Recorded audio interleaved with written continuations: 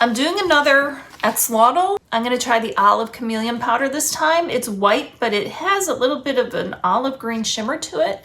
So I think that would look pretty cool, and we're gonna give it a try. I love these chameleon powders, and I used this once already, obviously, with the teal color, but this time I'm gonna brush this olive in here to give it a try. As I mentioned before, this is a really nice mold. It has nice framing on there to keep everything in place. So if you like axolotls or whatever they're called, and I'm gonna tell you what, they turn out really cute. And make sure to get down into his little horns there. These chameleon powders stick to all of the sides and the edges, and it comes with this brush so you can get down into those areas, and obviously the mold stretches a little bit, so you can just push it down in there and get it all that chameleon powder down in there. Okay, I have poured 6 ounces of the epoxy resin and the hardener, and now I'm gonna use my mixer. Here's the mixer. Here's my cup of resin. I'm gonna put it right on there. I'm gonna raise this up a bit. I can always lower it. Okay, then I can lower it down. Then I'm gonna hit the power, and I'm gonna go onto AI.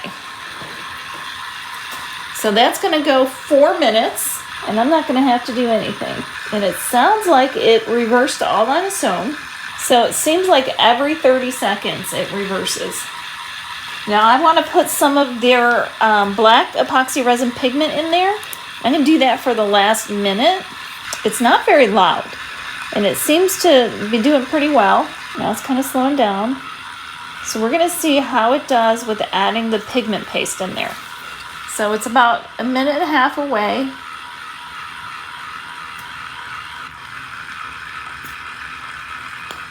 I put 3 drops in there. So it's definitely moving around, so that's so interesting to watch.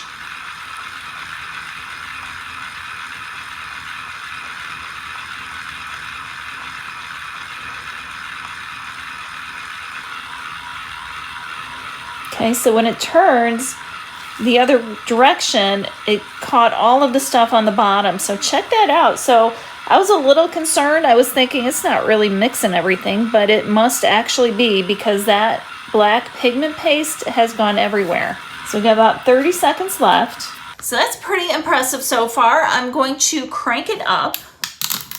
Well, I don't need to do that. I can just pick this up, let the excess resin just sort of drip. And I work on a silicone pad, so all I have to do is just lay it down there once I feel like it's dripped enough.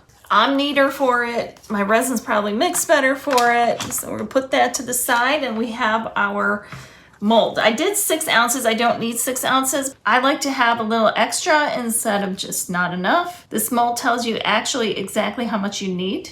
Okay, and we are gonna just leave this be. The excess resin, I'm gonna actually just put that in this jar mold that I have.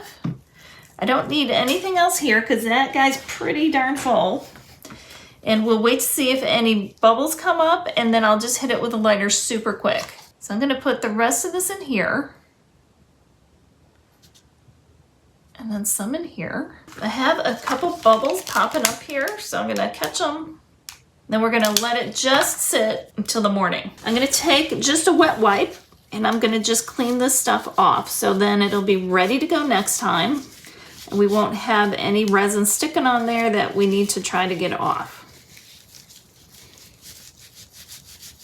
Okay, once that's clean, you just put it off to the side. Amazing. And then you can, if you got any stuff on the handle, you can clean it up that way. I would definitely recommend this mixer. I'll show you to make sure that this hardens properly, so we know that it really works.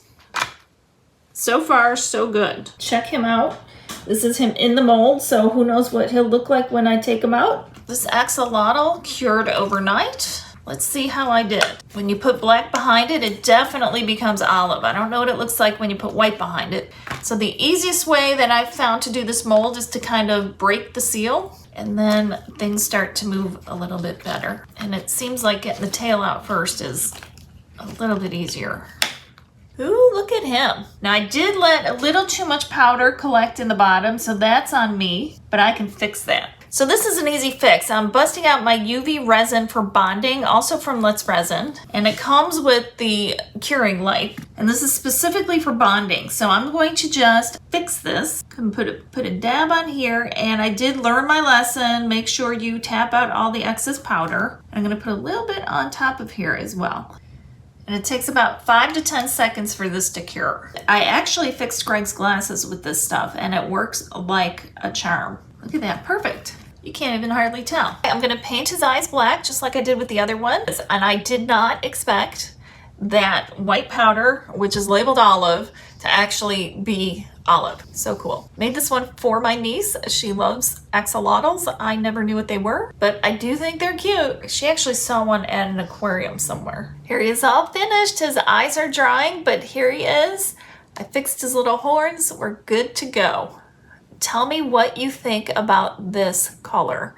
And if you want to see the other one I made in the teal, you can go check that out right over here. Look at that cute face. So cute. And when you put these out in the sun, it looks like they have a texture to them, but they're totally smooth.